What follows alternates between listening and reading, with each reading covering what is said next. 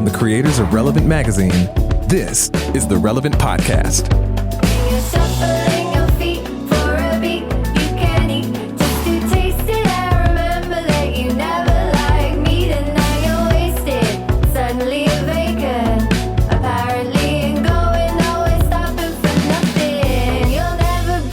It's Friday, May 11th, 2018, and it's the Relevant Podcast. I'm your host, Cameron Strang, and here with me in our Orlando studios, Andre Henry. Yo. Over there on the ones and twos, our illustrious producer, my brother, Chandler Strang. Hello. On the Skype line from Loverland, Virginia, Jesse Carey. Hello, hello. And all the way from Nashville, Tennessee, author, speaker, podcaster, our newest cast member, Annie F. Downs. Hi, gents. Good morning.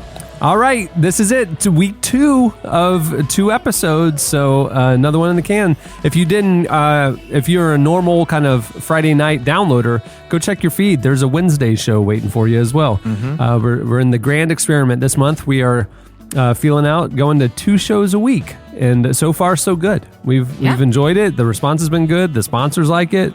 More content for you guys. In fact, let me give this teaser for Friday's show. Which is tune in for Andy Mineo. Wednesday for the Lighthouse takes. Wednesday show. Oh, for Wednesday show. Tune in for Andy Mineo. Yeah. Stay. Yeah. For the Lighthouse takes. They get hot. We did. We broke down Donald Glover, Kanye, and lighthouses. All the issues. All of the Feels pertinent, about burning right for us. cultural conversations.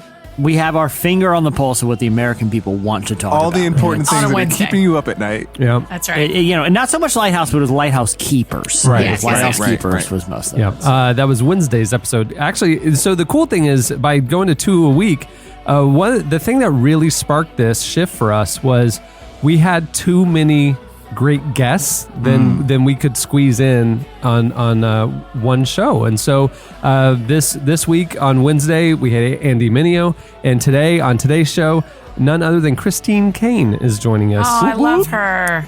She's I believe she just appeared on a list recently. She did. As did Annie F. Downs. Yeah, that's right. On the same list. Yeah. Of Same list. you wrote the 12 really Of lighthouse effective keepers. women preachers you should know about. When I saw our headline of effective, I was like, well, that's weird. And then when okay, we're actually fixing somebody it was kind else's of a list. clapback. Exactly. It was kind of a clapback. Yeah, no, it was totally was a clapback. I was very proud of us. Yeah. But Well, it was funny because Andre and I went back. I mean, a little peek behind the curtain. Andre and I kind of went back and forth on the headline. Yeah. We're like, well, people get the connection, but we're like, we got to do it. It's the same day. We have to. If do it was a Yeah. couple days later, no, we changed the headline. But the fact that we were fixing a list that had been released that day, Right. yeah, you have to use the same weird terms. Indeed.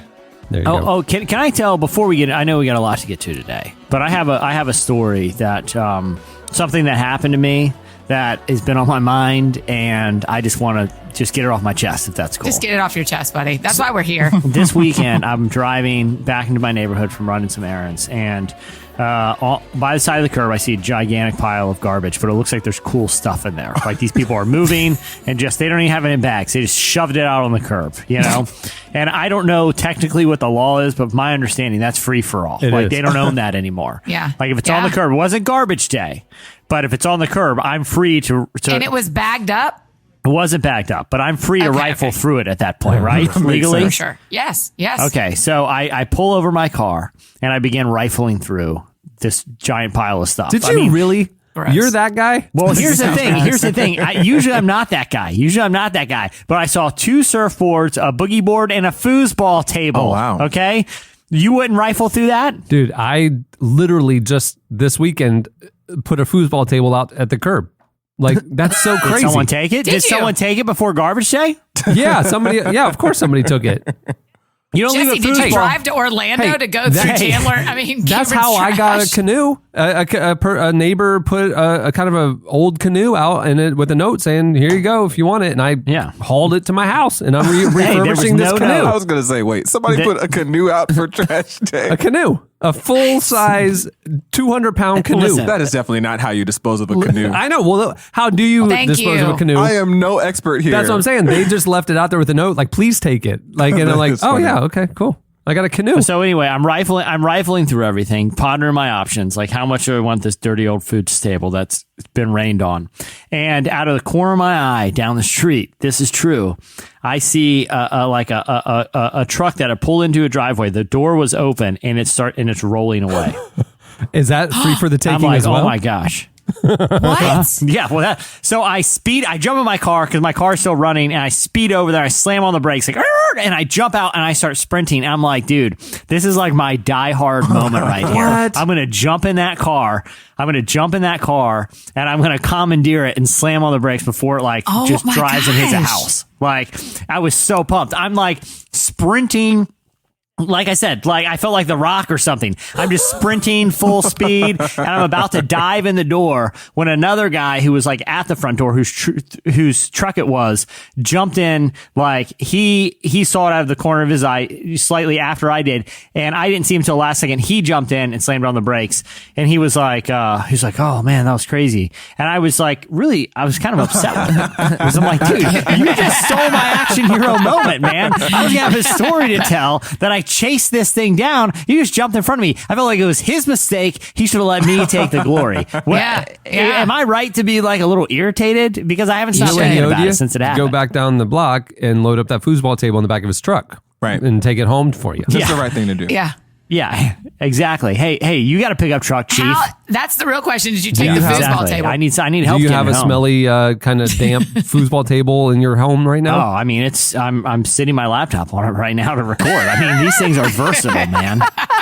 Yes, I can have people over at parties and play it. You know, it's unfair because the in front of one goal is dry rotted and there's a large hole, so it's really hard to score in that one. But still, it's a fine piece of furniture. You know, I mean, How does a truck roll away like that?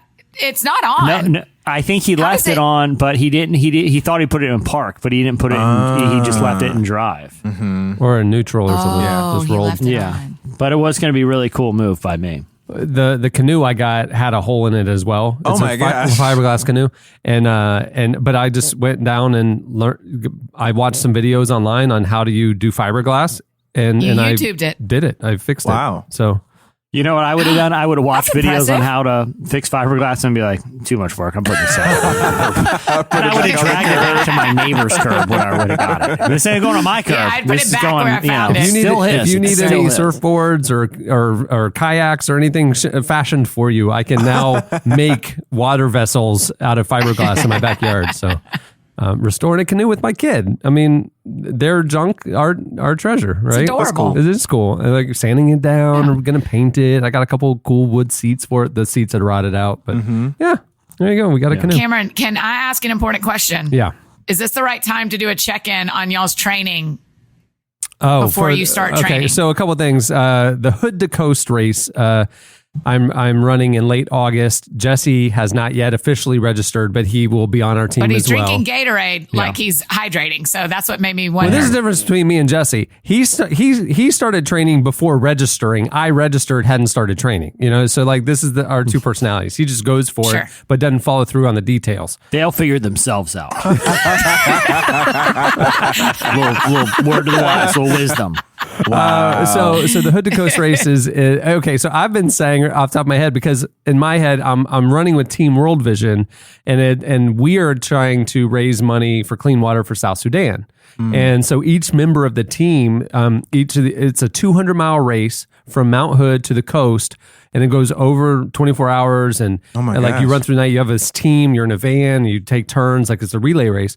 And Andre, you won't even believe the rest of the story when you hear how Cameron's not training. I thought because of World Vision in my head, Seattle, you know, it's not Seattle. Mount Hood is Portland. The whole thing's in Portland. So I'm glad I didn't book my tickets.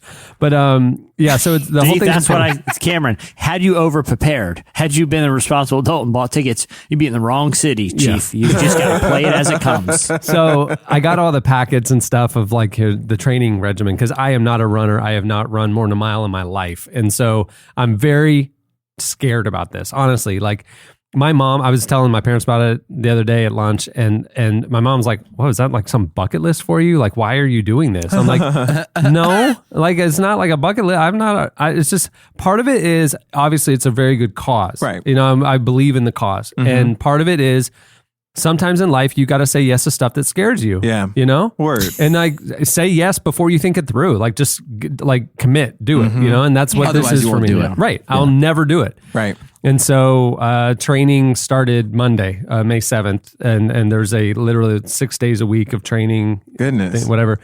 And I mean, it was easy. It's that whole like couch to 5K kind of mindset right now, Annie. It's like 20 minutes, easy. So did you go run on Monday? Yeah, I did. Okay, great. Yeah, so I did the 20 how'd you minutes, do? kind of breaking into it. Jesse keeps sending me these running app things where he's running circles around Virginia. Like, hey, just did my 12 miles. Screenshotting, and I text him in a mocking Well fashion. done. Because I'm like, I motivate by trash talk. I made it down to the Yeah, end of the that's right. block and back. Hey, I got a sweet canoe out of the deal, but I just made it down to the end of the block. I But couldn't run back because I was carrying a canoe. I dragged a canoe back. This is a little inside baseball, but Cameron, who won the Indiana Cleveland series? I don't. Is that baseball? Oh, basketball. No. Cleveland. And it was because of the performance of LeBron James. Now, solely, if he didn't have yeah. Lance Stevenson in his face, irritating the heck out of them the whole game, talking true. trash, Right. do you think they might not have won? They weren't playing well. Cameron, I am your Lance Stevenson right now. I I'm think in your Lance- grill. I'm blowing in your ear. I'm trying to get in there. Oh, do less of that. Do less of that. I get it. I see what you're doing. It's gonna work. It's gonna work. It's gonna just because work. you're annoying me so much right now and leaving me in the dust. That is like, Hey, there was a point in that Cleveland Indiana series where LeBron James went up for a dunk. Lance Stevenson had no play on the ball, so he just went and slapped the top of LeBron's head as hard as he can in an effort to rub off his hair plugs. and LeBron came down and was literally. Did you see this play, Cameron? I went on Twitter to make sure I was the only one who noticed this, and Twitter was talking about it. And the rest of the series, I'm look. LeBron is a superhuman, but his one weakness is that patchy hair he's got, and I think. Lance literally rubbed out some hair plugs. That's the level gosh. I need to be for you, Cameron. Yeah. I need to be that annoying in order just to really get your glad you competitive started fire training. going. I did. I mean, it's I'm one really of those things proud of that you, bud. it's crawl, walk, run, and if you don't take the first step, you won't ever run. Right. So it's like I took And the the first training step. starts that slow. The training starts like a couch to 5K. Well, the one they gave you. there's two training regimens. One's intermediate to the race, and one's Yeah. beginner to the race. The intermediate, day one, you're 3.5 miles. That's your, Goodness. beginner, day one. Literally, actually, this is true. Day two was 20 minutes. Easy. It said easy. Just get out there for 20 minutes. Day two. Day one just had an X on it. Like, just psych yourself up. Just think about it. Really? Yeah, honestly, the beginner one, like on Monday. Day one is just wrap your brain Around what's this gonna is happen. gonna around that happen. you are starting I appreciated training. it. Day sense. 4 just says day 4. That one just says nah. You don't have to. So, hey, good pretty on soon, you, Cameron. I'm proud of you. We're not going to talk about this too much for the next 3 months. I mean, a lot of people run. It's not a big deal. But Jesse and I are doing this for a good cause. And so we'll give you guys updates as it gets closer and ways maybe you I can. do care, though. I really Yeah. care about your survival here. Well, my mom, she's like, well, that just sounds dumb and painful. Like, why would you do that? And I'm like, I was just, I don't know. It's just one of those things I want to do. And she's like, well, the problem is the elevation. She goes, you remember when you were a child, you had bronchial asthma. She goes, Oh, wow. she's like, where does the race start? Well, it's on Mount Hood at 6,000 foot elevation. Oh, goodness. You start at 6,000 feet and you run down, but it's not like a down all the way down. You kind of go up and down, It's, the Portland terrain. She goes, you cannot prepare for that. Like in running here Right. in Florida at Yeah. 20 feet above sea level, your lungs will not be prepared for that. Yeah, even like an experienced runner here would have a lot of problems. Yeah. Wow. Yes. Yeah. Mom and And I she's are on like- the same thought. I don't believe you.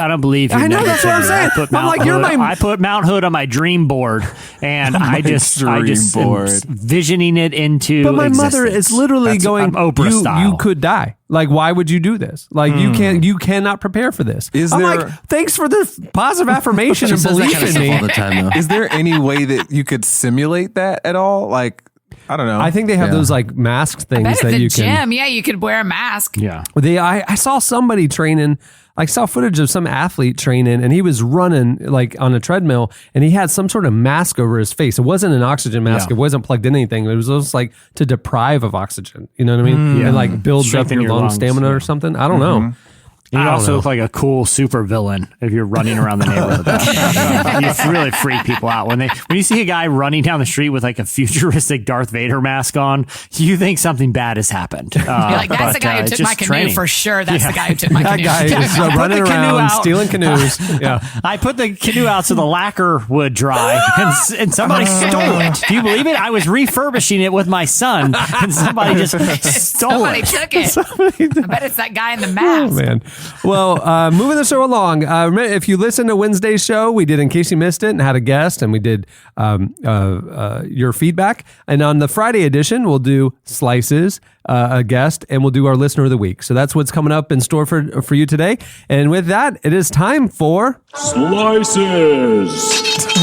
Hey, did y'all enjoy hear? that new jingle. Obviously, Inside Baseball. Last week we debuted the new Slices intro. And none of us reacted to it because it wasn't ready when we recorded. Hearing it in post, what do you think? I mean, I think it's very apropos. Yeah. I liked it. Yeah. Did you I hear think the it's home run? the knives at the end? For slicing things up, like the little subtle. Very Of literal. course. Yeah. Very meta. Brilliant. Yeah. Very meta. Yeah, for sure. All right, it's time for Slices. What do you have, Jesse? You could really dissect that slices. Okay. Okay. Here we go. I think we could do like So they've been doing with those Donald Glover video frame by frame kind of reference think piece. Twitter Yeah. threads. We could do one of those dissecting our new Slices audio cue. And it's like it's you two catch sentences. this? So first you hear it, and it's the word slices. Then you hear knives out. But you know what else is in there? A shofar. You hear a little shofar in there, which is also a reference to old jokes. But Very layered. Very layered. Chandler, well done. Okay, well, I've been waiting to talk about this story for a while. Okay, how many of you guys have seen one of the MCU movies in the theater itself? Like, Yeah. not necessarily Infinity War, but any, right? Yeah. Have you seen one, Annie? Yeah. Andre? Yeah. Mm-hmm. Cameron? Have you seen any of the Marvel I think movies? I saw like our Avengers. Yeah. Yeah. But yeah. I really So enjoyed them. anyone who has seen one knows that when the movie's over, it's not really over. The credits start to roll, but everyone stays in their seats because always there's this mid-credit There's a scene. thing. Yeah, it's like Yes. our show with a I little love that. outtake at the very end. Yeah. Yeah. Yeah. So people wait around in the theater for this.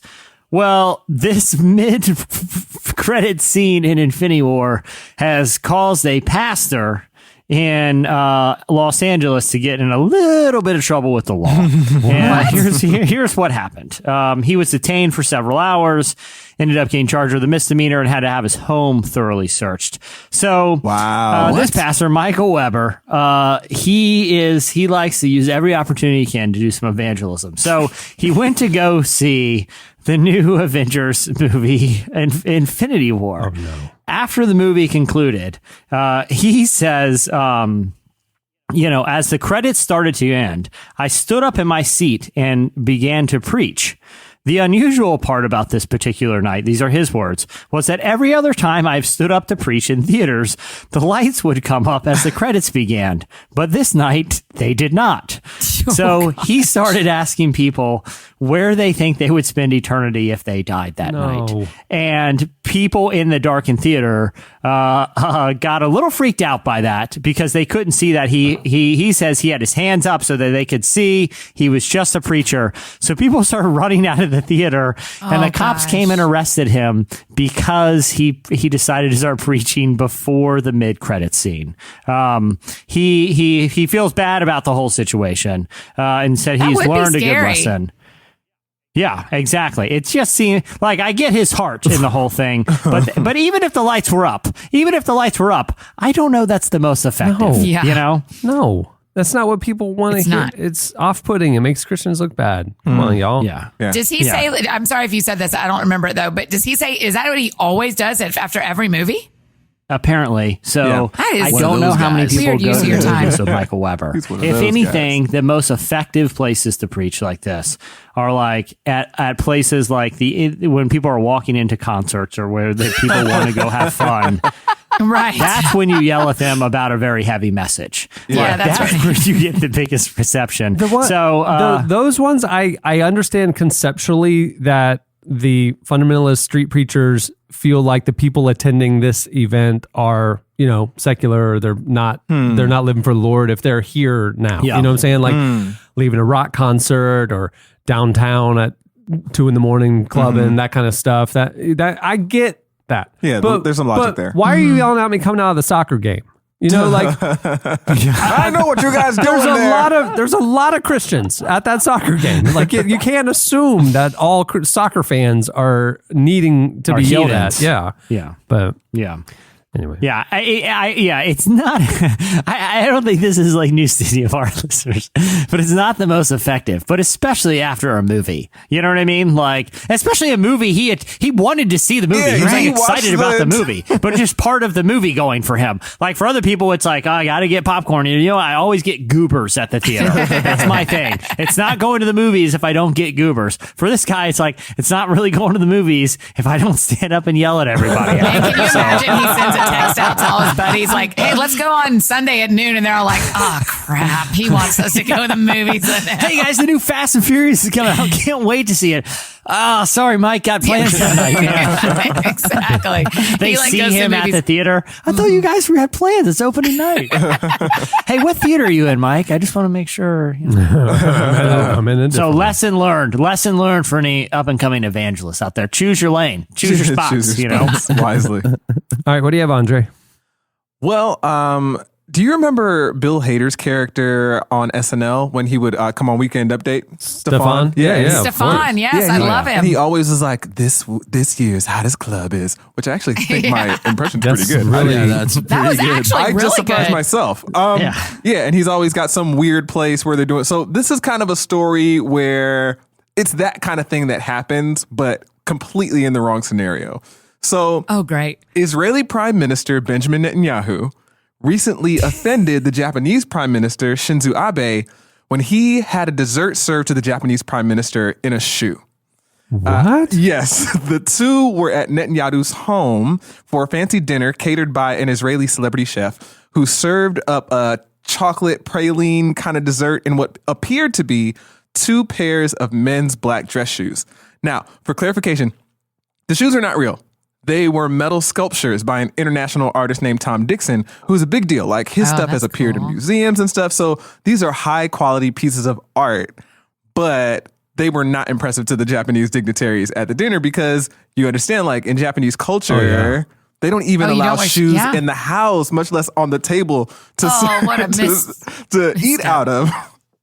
I wonder if it was like a social commentary thing by the chef and that seems like such a strange bowl to choose. What's a weird thing to do? That's so strange. Which they pointed out, they were like, there's no culture in the world where that would be someone would allow Where shoes someone on wants a to eat dinner out of a table. shoe. right. Right. I think it's just the hipster food thing going too far. Yes. Like it's not cool to serve an ice cream sundae in a half a banana bowl anymore. I mean, that used to be the standard of novelty bowls. Okay. Oh, dude, check this out. This is an actual banana that my banana splits in. It just looks like a big half a banana. It's the whole like absurd food trend. Honestly, what this is, it's like a Portlandia sketch. Right? It's like Yeah. the hipster chef that they hired to Yeah. make this. The dress food, like in his mind, he's just doing something really cool, Yeah. and he does Yeah. not see. But this is a Portlandia sketch come to life. Yeah. It really Right. is. That's so funny. Yeah. That's super great. I wouldn't enjoy that either. Yeah, we all knew that this was going to go too far, like the hipster food trend thing. And here it is. Yeah. Here's I'll the say this spot. though, in his defense, I will say there is nothing funnier than that coffee mug that's shaped like a big toilet. I don't know if you guys have seen it. I don't know if you've seen it, but it's like a ceramic toilet, Yeah.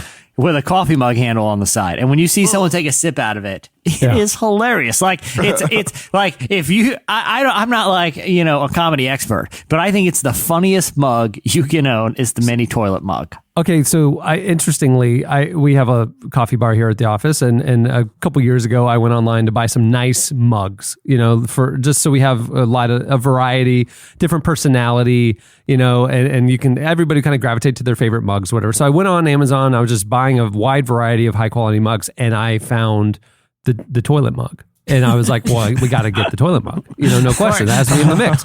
So I ordered it. It was like, oh, it's only like $5.99. Wow, this is great. This is a good deal on the toilet mug. Yeah. And it comes in the mail, and it was the size of a shot glass. It was like a little. They ripped you off. They ripped me like off. the They never espresso said this is version? miniature. Wow. The picture looked like a mug. I mean, and so we have a shot glass of a toilet if you want one. They set you up. I'm offended that you didn't show that to me when I was there 2 weeks ago. Here's your Annie, beverage. look at this. This is funny.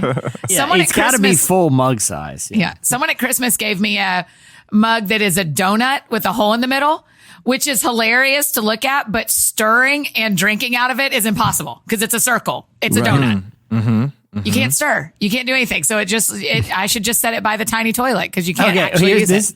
Here's a real story. Somebody gave me and my wife one time mugs for Christmas that are I have no idea, from some probably fancy store, and probably paid a lot of money for them, that look like so it's a mug and it has like a mitten, like a ceramic mitten, and you put your hand in the mitten and you hold your mug to drink your cocoa out of. Oh, so that's they cute. gave us these glasses, and they poured us hot cocoa, and they're like, here, let's use them. There's a reason that the handle of the coffee mug is like extended out, because sure. ceramic, it's super, super hot. So literally you stick your hand in there, and it's like a game of like, who can hold the boiling hot mug the it's longest burning on without both sides, blistering isn't it? their hands? Exactly. Yeah. It's sticking your hand into a tiny ceramic onion. Oven is what it is. Oh my goodness. Ceramic onion. That would be a good mug too. That's a great mug. Let's create that one. That would be good. That's funny. All right, what do you have, Annie? Okay, so after I was in Orlando a few weeks ago, this will just give you a blink into my mind. I was thinking about the roller coasters and thinking about the amusement parks y'all have and which ones I would like to go to next time. And I started doing some Googling, some, conspiracy theory stuff. And there is a roller coaster in Japan at the theme park in Osaka, the Universal Studios, called the Flying Dinosaur. And last week, one of the cars, like one of the sets of cars, got stopped upside down, where the people were actually horizontal to the ground. They were sideways to the ground, and they were stuck up there for 2 hours. Can you imagine hanging upside down on the track for 2 hours? I don't know how the blood didn't rush to all their heads and make them all sick. And how did it take 2 hours to get like a ladder up there? You know what I mean? Well, it was all the way up. 64 seat, 2 carriages, each with 32 passengers, got stuck, leaving the passengers horizontally facing the ground. Wow. And some were suspended closer. There was another car that was stuck. Oh. So and then only a year ago, this exact same thing happened on the same roller coaster at the same park, but they stopped it on purpose because a kid, like a little kid, got out into the area where you're not supposed to be when roller coasters are going by.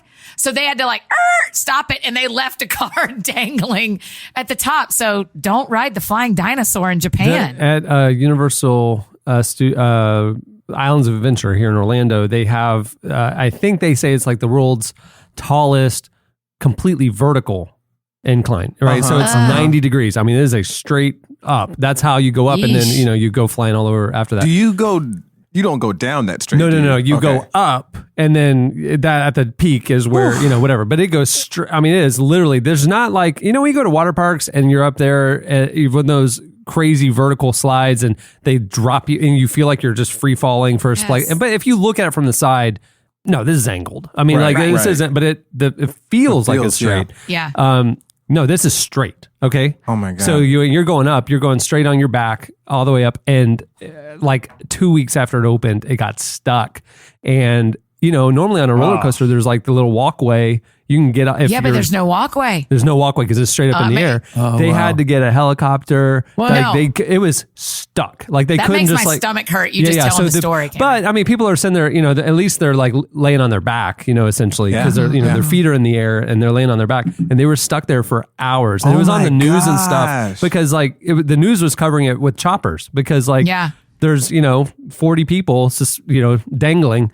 And, Goodness. I mean, can you imagine hanging upside down for 2 hours? Upside down. No. Yeah, that's crazy. No. Have you ever been on that Six Flags? See, Six Flags wouldn't scare me because you're not. Six Flags to me is one step above the county fair. Some of those rides are like. That's not true. Which Six Flags are we talking about? I'm talking about specifically the Atlanta one. I knew it. Six Flags over Georgia. It's just Cameron, to be fair, let's say state fair. Let's say state fair, right? County fair. Okay, Andre, did you grow up going to Six Flags over did Georgia every too? summer, season pass. Where did you grow up in Atlanta? I don't know that. I grew up in Stone Mountain. Come on, at Marietta. We were neighbors. What? See, there you go. We were probably sitting on those roller coasters saying, now go ahead and bash our hometown roller coasters and we will come in hot after that. I've only been, back then, Orlando didn't really have roller coasters, right. And so if we wanted, as teenagers, roller coasters, we would road trip up to Atlanta and go to Six Flags. I think I went during college and there was a new ride. It was I think it was a Batman or Superman ride, and you strap yourself in, and then they go like you're flying. Oh, wait, that's Superman. Yeah, it's like... Oh, sorry.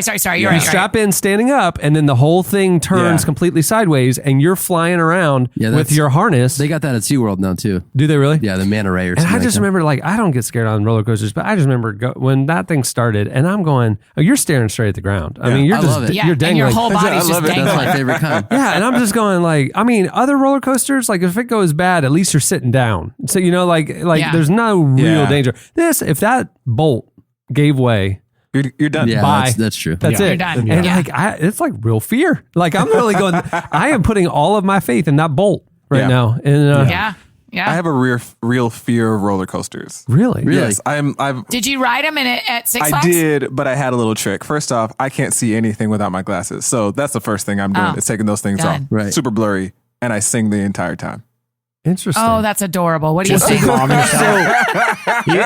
say this, Andre, you sound like you're pretty fun to ride roller coasters with. yeah, sign me up. I'll sit by that guy. So I sing the entire time just to calm myself down. What about Space Mountain or whatever where it's completely dark?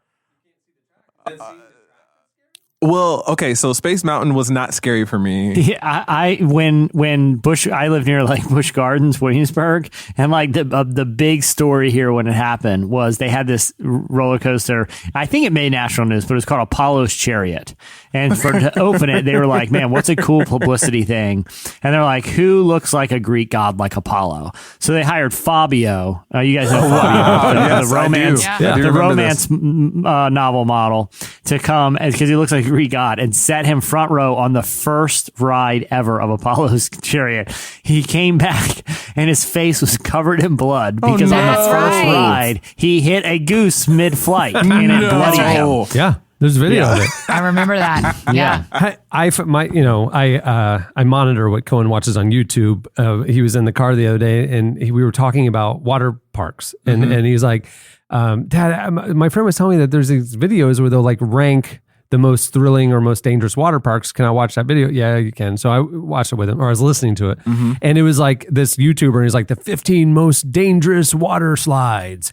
And sure enough, it's all these stories of people going on these free fall water, or it goes down so fast that it's meant for adults, but a child that's lightweight went on it and got airborne and fly off and die, and I'm sitting there, turn it off. That's enough. I thought we were just talking about adrenaline water slides. It's about children dying on these things. Well, I gotta say, this has done nothing for my fear of roller coasters, guys. But you did all of them back at Six Flags, Andre? I didn't do all of them, but I would I got on the Mind Bender, and which was later called the Riddler. The Georgia Cyclone, of course, you had to ride. The Cyclone's the worst one because it's wooden, and the whole time you're like, this is one 2 toothpick away from It disintegrating. is I rickety, can and tell. that's why when Cameron initially said it's one step above the state fair, I was kind of like, I can't really argue with you about You know what I'm that. saying? Like you go that to one ride. That one you go to ride. Disney or Universal, But the and everything is so log flumes are themed classy. and so smooth. Yeah, You're yeah. going, nothing. This isn't scary. There's nothing bad's going to happen here. I don't care if it's thrilling or not. You go to Six Flags, and you legitimately aren't sure if they did the safety inspection that day. You know, Right. The Georgia Cyclone feels like the first roller coaster ever. Right, It's just- Yeah. See, ever, yeah. here's my red flag for when I get on a roller coaster, because there's another amusement park here like King's Dominion, and like if you're talking about the Superman ride or the Batman ride or like Space Mountain or whatever, if whatever franchise they're licensing is extremely out of date, that's that like I went on like the Wayne's World hurler. Wow. I'm like, the last Wayne's World was like 20 years ago now. It concerns me that this was licensed at a time where not only that film was still relevant, but was big enough to make a roller coaster out Right, of. That right. seems Yeah. that seems like this is probably not a great idea, you know? There's one ride at Six Flags in Atlanta called Monster Plantation. Yep. And the inside of that for sure smells like a state fair. Yeah. That thing's Yeah. weird because there's water and it's in Atlanta where it's always muggy. And yeah, I can connect with you on that part. It's a creepier version of It's a Small World. oh Yeah. It's a monster version. Yeah, with, it's like why? it was. bad It was almost smells. like someone was like, "We don't have the rights to do It's a Small World, so we're going to do our Exactly. own," and it's completely monsters. yeah, it's all monsters. It's like a haunted house, but it's not really scary. Yeah, I was scared Just of Monster smells. Plantation as a child. Really? Yeah, just weird. Really? You were scared as a kid? They were like Monster they were I like feel they were like like what would be- shady I feel like what- Fraggles. You know what I mean? Like just like It does feel it is very fraggly. That's a great way to it's like describe they're it. the Monsters Fraggles are on the south fraggly. side of town. Like you know what I mean? Like they're like they definitely have a Mean shank. Fraggles. Yeah. Yeah, but there's something just inherently creepy about like unlicensed knockoff stuff. Like, it just Yes, feels like a that's what little it is. off. Yeah. Like, Yeah. what? You know what I mean? Like when you're like in Times Square and like knockoff Mickey Mouse comes over Yes. and it's Yeah, like yeah. his nose isn't shaped right and he's very dirty. Like it's just very dirty. unsettling a little. Yeah. Yeah, that's right. Yeah. That's exactly Six Flags. That was, That's that right. was one of my favorite plot lines of the Kimmy Schmidt Netflix show. Yes. Yeah. when he had to, be one of those characters. Yeah. And all the knockoffs, Yeah. and All right. Well, on that note, that'll wrap up. Slices. Okay, stay tuned. Up next, Christine Caine joins us. Don't have to love me all the way. Don't you have to love me all the way. Don't have to love me all the way. Love me all the way. Love me all the way.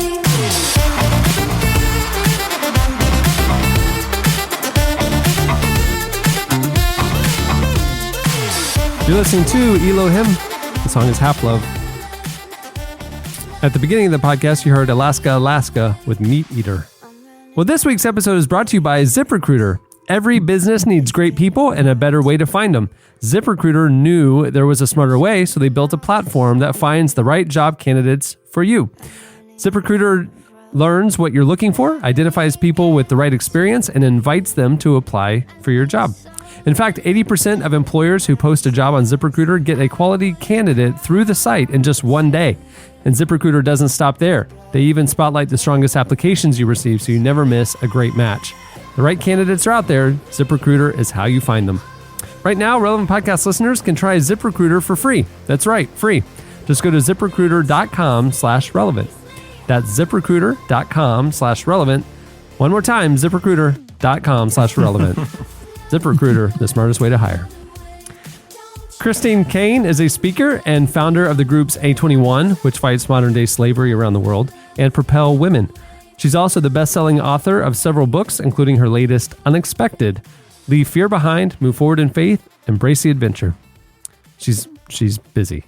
Yes. She does a lot. Yeah, she doesn't play. And on top of all that, she's one of my favorite yeah. teachers and preachers. She's so amazing. He's really amazing. is. Yeah. Especially the way that she gifted. brings all those things together. Like she's not, I mean, she is totally a social justice activist, right? 100%. And I mean, she's the leader of a non-governmental organization, a couple of them, right? Right. And crazy powerful evangelist, you Yeah. know, and you don't see that. Ever. Right. Yeah. And I love, like, she was kind of rising the ranks. I hate to say things like that, but getting bigger and bigger platforms for her teaching and preaching ministry. And then out of that, by traveling the world and stuff, A21 was birthed, and she embraced that. And it wasn't like a hobby thing. Yeah. And it wasn't like a little when it was trendy. I mean, it is an organization that's making a difference and freeing lives. I mean, it's incredible. Yeah. And then in It's the in middle like of all 13 that, countries. Yeah. and then It's in the middle of insane. all that, she's like, I want to raise up the next generation of women. Yeah. And so she launched Propel Women. I mean, Yeah. it's like, come on now. Yeah. Yeah. Yeah, she's not kidding. That was my favorite interview to do so far. Like, it was chilling. Really? Yeah. Really chilling. Wow. Inspiring. Here you go. Here is Christine Caine.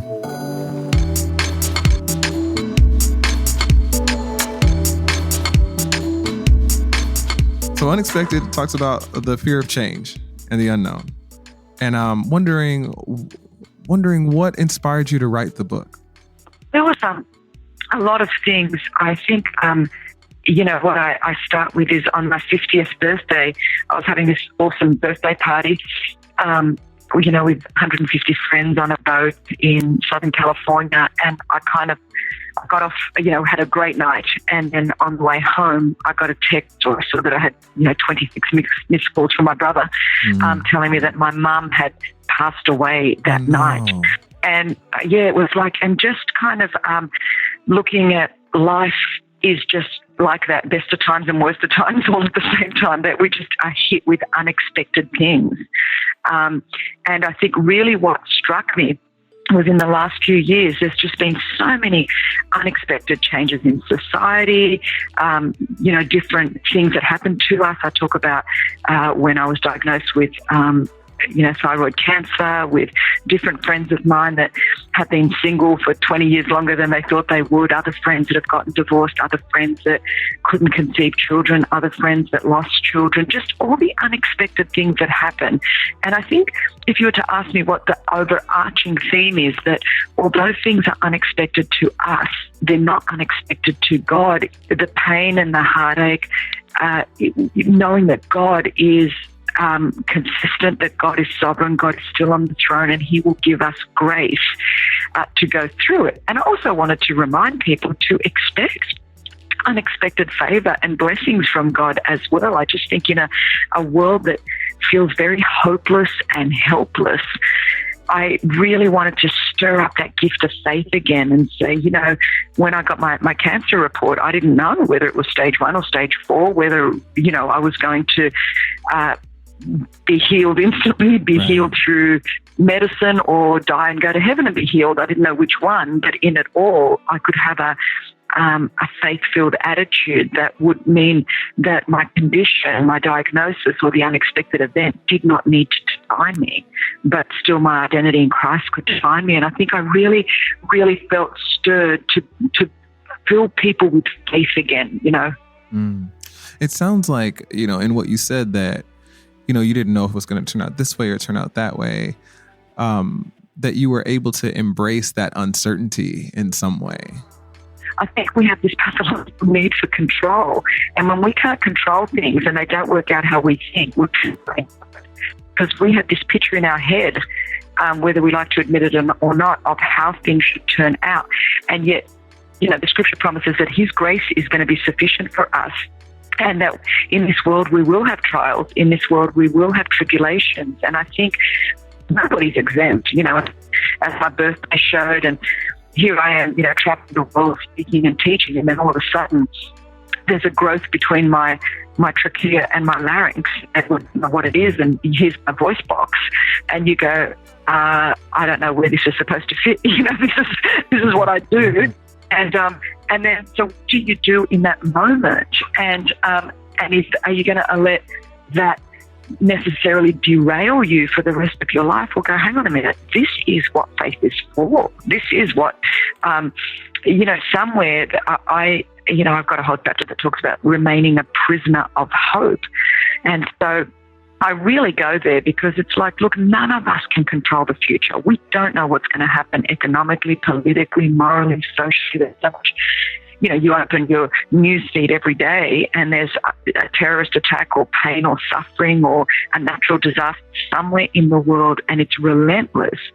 And we all have access to that information all the time, and we can either complain about it or understand this is the world in which we live, and that's not going to change.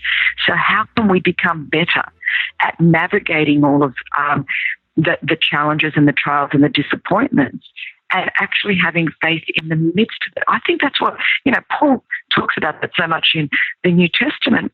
And we see the whole Hebrews 11 book of faith. Look, they didn't inherit the promise, and yet they died in faith. Would we be a generation of believers that would do the same, that would say, against all hope, in hope, I'm still going to believe, no matter, yes, I got this cancer diagnosis. Yes, my mother, just passed away. Yes, maybe I'm single and I expected to be married. Maybe I'm divorced and I thought I'd be married forever. Maybe I can't have kids and I thought that I could. Maybe I thought this was going to be my dream destiny. But I think instead of, we seem to be responding in one of two ways. We're either getting very cynical and saying, well, God's not faithful. And I don't think that should be the response. I think it needs to be, hang on a minute, this is my moment to operate in faith, just like all of the faith heroes in Hebrews 11. I think this is a chance for the church to rise up and be faith-filled. For a long time, people thought, well, you're just a happy, clappy Christian. You're just happy when everything's going well. And I'm like, well, no, I've had my fair share. I've experienced abuse for 12 years. I found out I was adopted at 33. I've gone through cancer and surgery. I've had my share of disappointments. One big chapter I talk about is the pain of betrayal when, close friends. That chapter seems to be resonating with a lot of people, just the betrayal and not understanding like what happened, and I think so much of that is going on, and we see a lot of that in the social media world. Well, could we be Hebrews 11 Christians in the midst of this world of disappointment and pain and suffering that we're living in? Because I think our testimony is at stake. I really do. Yeah. It sounds like in what you said that, you talk about being a prisoner of hope, and in mentioning that, you mentioned all of these really difficult things to face, in life and society and all of that. And sometimes it seems like people think that to be hopeful, you need to kind of, just not think about those things, just kind of push those things to the side and ignore them and try to think happy thoughts, like you said, happy, clappy Christian kind of thing. So how do you think that people can look those things in the face and still have hope and trust in God in the midst of those things? Well, hopefully, that's what I've unpacked in the book, because that really is my modus operandi as a Christian. I'm very hopeful and faith-filled, but I'm certainly not a prosperity gospel preacher, that everything has to be great and God's going to give you a whole lot of stuff. And I think sometimes people looking from the outside can think that, but then I think, wow, I've been very, pain and suffering, loss and grief have been a huge part of my journey. But I think when you keep your eyes fixed on Jesus, and I think that's why in Hebrews chapter 12 it says fixing our eyes on Jesus. He's the author and the finisher. He never promised me an easy ride, he said, in fact, his very own words said, in this world you will have trials. It doesn't say you won't. And so I really wanted to write a book that would sort of look at the hyper-faith movement that sort of says, if you're really in faith, nothing bad's ever going to happen. And if something bad happens, that means something's wrong with your faith. Well, that's just erroneous teaching. Faith is not calling those things that are as though they are not. So it's not going, I'm not sick, I don't have cancer, when you've been diagnosed with cancer. That's not called faith. That is called lying. Right. That is called lying. And so, I kind of have looked at that tradition and went, no, that's not helping anybody. But faith is calling those things that are not as though they are. So what I did was stood on verses of scripture about healing and the promises of God. And while I was walking through a cancer journey, I was calling forth the thing that wasn't, which is healing, as though it was. And so that's a very big difference to saying, I don't have cancer, it's under the blood. It didn't exist. I wasn't abused. It's under the blood. Right. I mean, that's all called lying. And I think that's where we have misinterpreted some of the faith story, and you go, wow, that's really sad. And that has hurt a lot of people. But then what people have done in reaction to that is almost thrown faith out the window and said, well, let's just accept suffering and pain, and this is just how it is. Whereas I'm going, no. In the midst of it, again, for hope, you can still be full of hope, because your hope is actually in who Jesus is and in your understanding. And that's really, it's a book about trust, and it's a book about understanding the character and nature of God. That Psalm 119 says that God is good and God does good. And, for me, my reading of Romans 8:28 is that even when bad things happen, God doesn't call bad things good, but he can work even those bad things together for our good and for his glory. And I've seen that in my life. I mean, here I go from 12 years of abuse, and because I did not assume the mentality and live in bitterness and unforgiveness all of my life, the blood of Jesus, it doesn't give you amnesia. It doesn't mean your past didn't happen, but it gives you a life beyond your past. And so now, all that pain and suffering from my past, we are now rescuing literally hundreds of women and children out of sex trafficking every year, received the Mother Teresa Award for Social Justice. Like, none of that would have happened if I still lived in defeat and bitterness and negativity. So I want to see people come out of as cynical. But there seems to be a lot of cynicism out there, and I'm like, we don't need to get cynical. We don't need to pretend that faith is not an active force, because it is active. But it's just, the only guarantee, look, even if you get healed from your sickness, we're all going to die one day. Right. And so I got healed through medicine, through surgery of cancer. But that doesn't mean I'm not going to die. Right. Last I checked, there's only, Enoch, I think, went up to heaven without dying. Right. But most of us, the way we're going to get to heaven is through death. And so sort of this kind of theology that says, the sign of faith is that you've got this perfect little cookie cutter life. That's boring on top of everything else. And I think people then try to avoid risk. And they try to just live a safe life as if that's the goal. And I'm like, no way. Life is a daring adventure, and you've got to take risk. That's what faith is. Faith is all about risk, and it's all about trust. And so I want people to trust God even when they're betrayed by people, even when they're disappointed by people, even when they're let down by themselves, they let themselves down, and even when circumstances with great pain can hurt us. I think despite that, we fix our eyes on Jesus. And there is no way I could rescue the victims of human trafficking if I didn't have a higher perspective of Jesus and who he is. The cases of what people do to children would just devastate me. I would lose all hope that we could actually make a difference. And I tell stories of survivors that are hope-filled. And, I just think I want to encourage people to risk again, to have faith again, despite disappointment, despite pain, despite betrayal. Look, if we haven't got faith, what the enemy is after is our faith. He doesn't want our stuff. He doesn't need a car. He doesn't drive. He doesn't. He doesn't need a house to live in. So sometimes we go, the enemy wants to attack my things. I'm like, oh, honey, he couldn't care. What he wants is our faith, because without faith, it's impossible to please God. And I think where you see a lack of hope, you see a lack of faith. And I see a very hopeless world at the moment. And I see a lot of disappointed and disillusioned and cynical Christians. And I'm like, no, I want to speak to that, and I want to inject you with faith afresh again.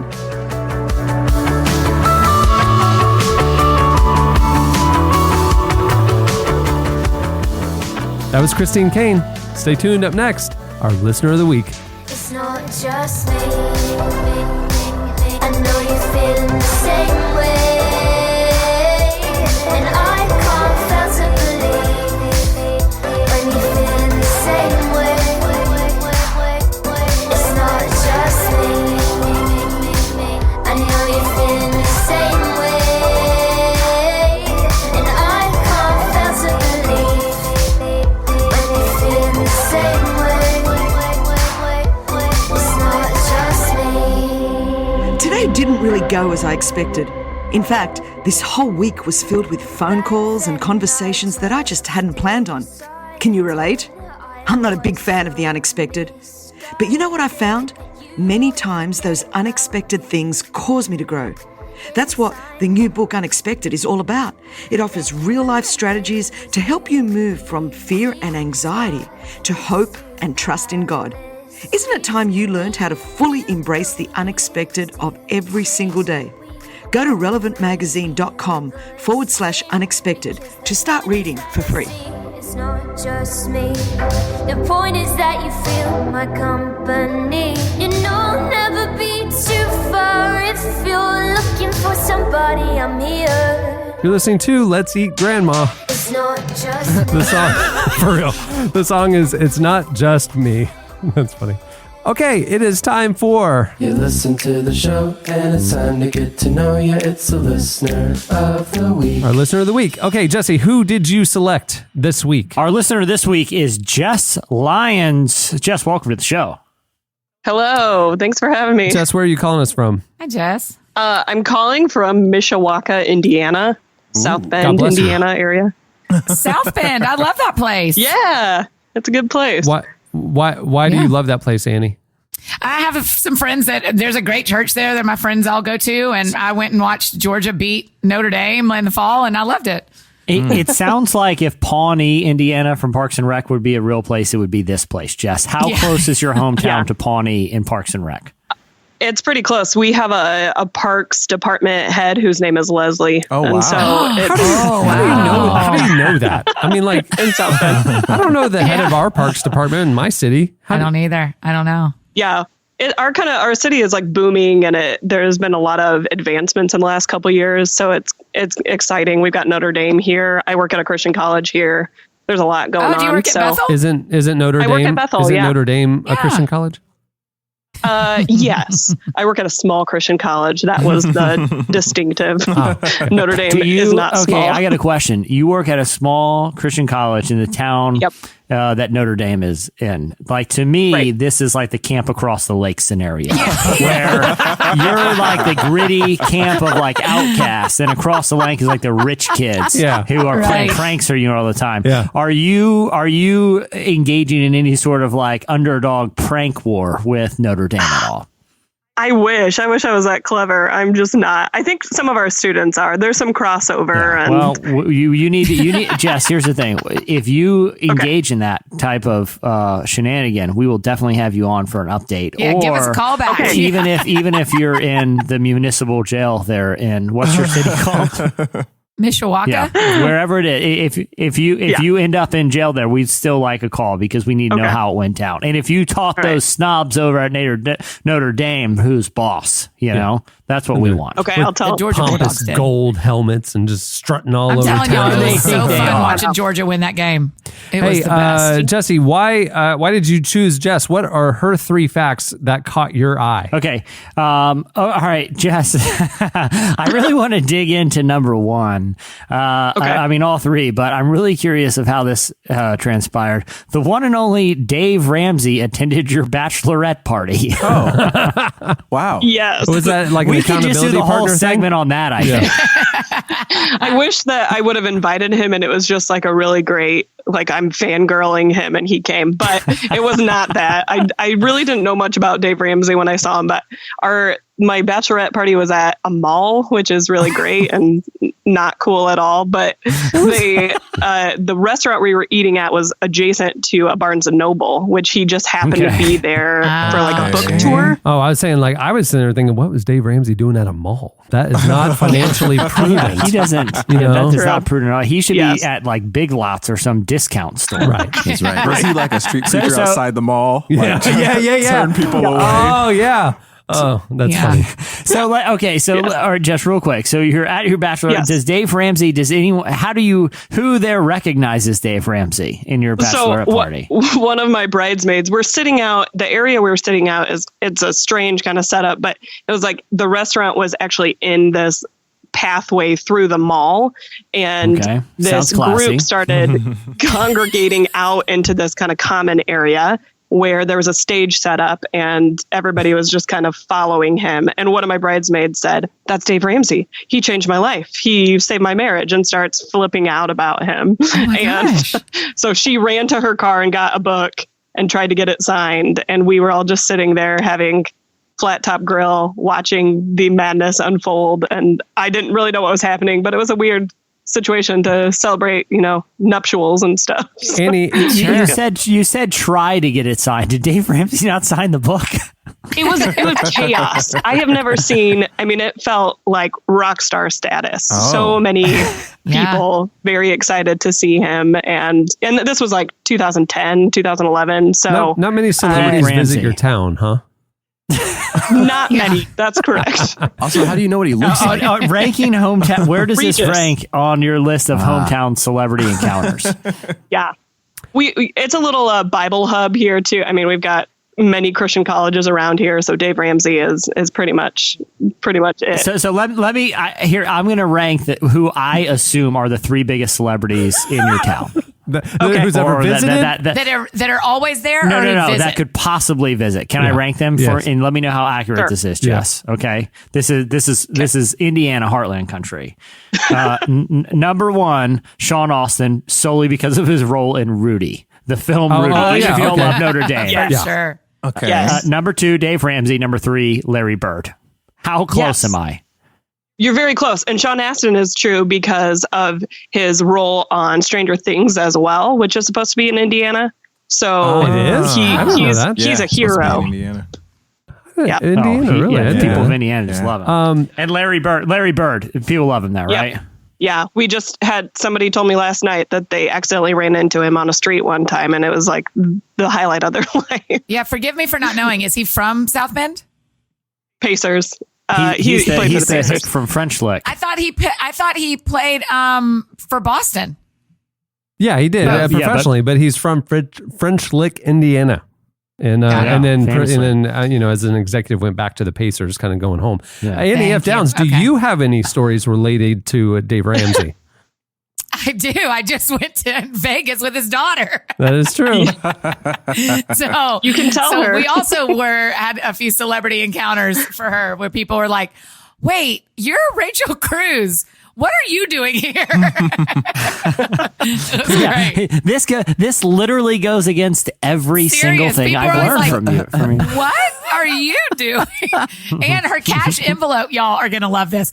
Her cash envelope kept falling out when we were at the craps table. And finally I was like, "Rachel, you have to put that in your purse. You're going to get robbed." Wow. Yeah. They have these great things called credit cards that are very secure. Maybe you should introduce her to them. No. Instead, Okay. a cash envelope. All right, Jess, so you work at a college, so I'm assuming you're pretty well read, but yet it says here that your favorite author is Charles Dickens, but you've never read a Charles Dickens book.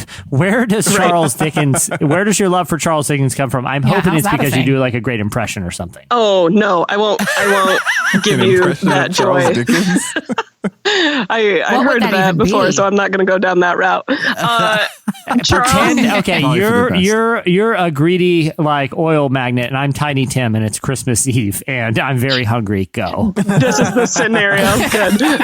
No, I cannot do any and great I impressions. broke my one crutch that I own. Oh my God. Charles Dickens was a weird obsession when I was a little kid. I read a lot, like most kids, I guess. Well, maybe not most, but I was one who read a lot. And then for some reason, I got really hooked on Charles Dickens biographies, and I would only check them out for like a long period of time and go to the library and just get as many as I could find, which I was surprised that there were so many. And they would start like holding them for me because they knew I was the kid who would just want to read these weird Charles Dickens biographies. And to this day, I've like tried to open Great Expectations because I hear it's so good, or Tale of Two Cities, and I still haven't read them. So what do we not know about Charles Dickens that we should know? What's the most interesting thing you've learned in all your biography readings? I feel like most people know it, but everything he's written is kind of based off of his life. He was really poor, lived in a family of lots of kids.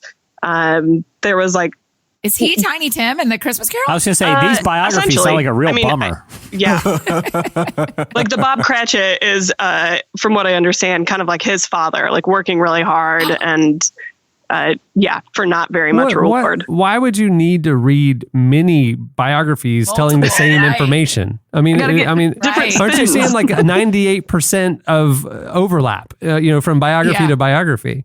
I don't know. That's a great question for my 8-year-old self. There was a pop-up biography I remember at one point, which I was really fascinated with. Yeah, well, that's a new medium. That's a new experience. Yeah, but that seems pretty depressing if you're learning about a broke kid at the turn of the century. That that seems like a really bummer pop up. Okay, finally, Jess. I'm just thinking, like, if you're the illustrator, like, hey, sweet, I got a new job for you. What do you got? You're doing a pop up Charles Dickens biography. Which is like, oh man, that's a real wait, like a pop up Charles Dickens book? No, a Charles Dickens biography. Oh. Yep.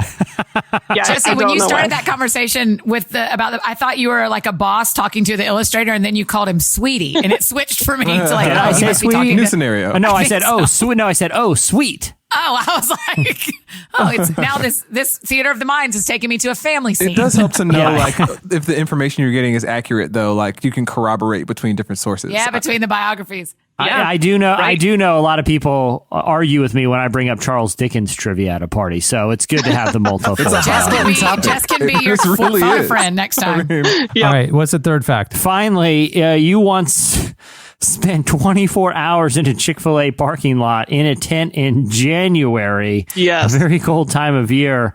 I know what this is about, Jess. I'm assuming it was for an opening, but I hope it was for another reason. But why did you do it, and what was the reward for this feat? Yes, I'm glad that it's not that surprising that this could happen. Every time I tell students this, they think it's the weirdest thing. But yeah, in college, I grew up in Arkansas. We didn't say it wasn't weird. We just said we knew why you did it. Okay, that's fine. I grew up in Arkansas, and so I was home for Christmas. I went to school up here and was home for Christmas, and had some friends who would literally do tours of Chick-fil-A openings. And so they would like chart them out on a map and go to them and camp out for a whole night so that they could be the first in line and get free Chick-fil-A for a year. And so I joined them on one, like a lot of college kids probably would do. And so we slept in a parking lot in January. It wasn't that bad because it was Arkansas, and got Chick-fil-A all night. There was a DJ. We slept in this awesome, like, kind of hotel-like tent, and yeah, it was a great time. So did you, how many people get the free Chick-fil-A for a year? The first 100 in line when it opens at 6 a.m. or something the next morning. In every single restaurant. Yeah. Like every single one they open, Cameron. Yeah. It's like a gift card, right? but you have to like road trip to them. Yeah.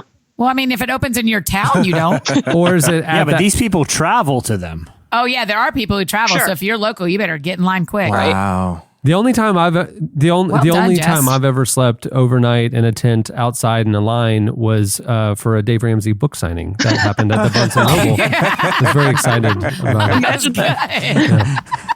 Jess, so your friends, these friends of yours, they travel on and just go to Chick-fil-A openings. That's just their thing. That's what they like to do. They did, yeah. I mean, they were the kind of people who just had a lot of free time, and I think they went to 4 in one summer. So when you go to them, you get 52 free coupons. So they had whatever amount for the year. Can I be honest? Those friends sound like they live on the not cool side of the lake. Yeah. They live in Arkansas, so I'll give them that. In Arkansas, this major entertainment. Oh my gosh. What I did on my summer vacation, I got chicken. Were you in the first 100 or were you like 104? I was in the first 100. I don't know, we were like in the 30s or something. Yeah, it'd be a real That's bummer to impressive, wait all Jess. night and then be 101. I would be. Yeah. Can you imagine, like, because if you're kind of a little bit further back, you're counting, you're walking the line, you're gonna 1, 2, okay, and can you imagine in the morning seeing somebody like sidle up, you know? Them just fighting words, right? Exactly. You know, like you're gonna catch these names today. I am 98. I stayed up all night waiting for this chicken. You're not getting in the way of me. I am 98. That person, I would be that guy. I would be on alert. I would call out anybody. You don't catch these coupons. You catch these hands. That's right. Yeah, that's right. That's right. All right. Well, Jess, thanks for listening, and of congratulations on being our listener of the week. It's such a high Thanks. honor. It is. Thanks so much, guys. Appreciate it. All right. Hey, if you want to be our listener of the week, hit us up on Twitter at Relevant Podcasts and send us 3 interesting facts about yourself. Jesse watches the feed like a hawk, and if one catches his eye, I do too. He'll maybe you'll be selected for next week's show. Yep. Well, on that note, we'll wrap things up. Many thanks to our sponsor for making the episode possible. Remember, at ZipRecruiter, you can try it for free by going to ziprecruiter.com/relevant. You can try we've used ZipRecruiter, and it's a fantastic way to find great candidates for your job openings. Also, thanks to Christine Caine. You can follow her on Twitter at Christine Caine, and make sure to check out her new book, Unexpected. It is out now. Well, I guess with that, we'll wrap it up. Okay. 2 weeks in the can. So far, so good. I like it. I'm liking it. Let us know what you think about the new format. Hit us up on Twitter. Let us know, what you think about 2 shows a week. And if you missed Wednesday's episode, go check it out. You won't want to miss the Andy Mineo interview and the hot takes about lighthouses. Lighthouses. All right. Okay, well, I'm Cameron Strang. I'm Andre Henry. I'm Chandler String. I'm Jesse Carey. And I'm Annie F. Downs. We'll see you guys on Wednesday. Just like you should, and you're shuffling your feet for a beat you can't eat. Just to taste it, I remember that you never liked me, and now you're wasted. Suddenly you're vacant, apparently, and going nowhere, stopping for nothing. You'll never be. Thank you for listening to the Relevant Podcast. If you like what you heard, be sure to leave us a review on iTunes. Check out other shows from the Relevant Podcast Network in the podcast section at relevantmagazine.com. And while you're there, browse exclusive podcast merchandise at our online store. Make sure to subscribe to Relevant Magazine. Info is available at relevantmagazine.com/subscribe.